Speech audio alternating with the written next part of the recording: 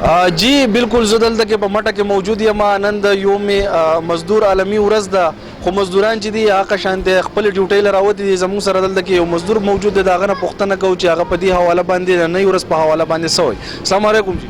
وعلیکم السلام. د نن څه وایي د عالمي ورځ ده د یوم مزدور؟ عالمي ورځ ده مزدور. موږ راوتي نو موږ راوتي مزدورۍ ته مزدوري کوو ځان لګنه. نن خو ستاسو په نوم باندې چوټي کېږي؟ نو چوټي کېږي خو جو غریبي ده نه سبا کوي. نو که فرض که نن یې چوټي کړی نو چې چوټي کړی جو په کرایانو کورونه دي دغه دي چې بیا مزدوري چې نه کولی جوال سي بیا را باندې کرایانې ډنډ کېږي.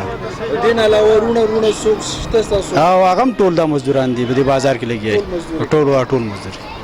جی بالکل کتونکو تاسو د دې رور خبرې واورېدې.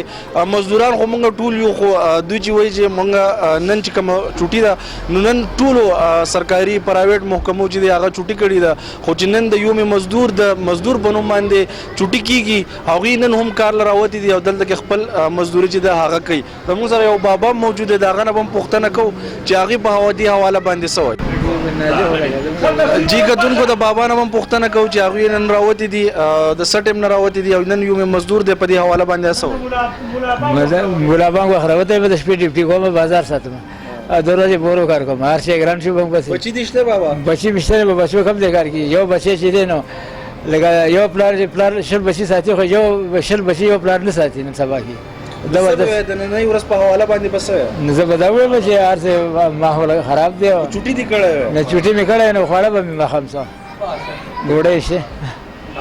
جی کتونکو تاسو د بابا خبرې هم واورېدې. یو پلار چې دی شل بچي ساتلی شي، خو شل بچي چې دی یو پلار نشي ساتلی.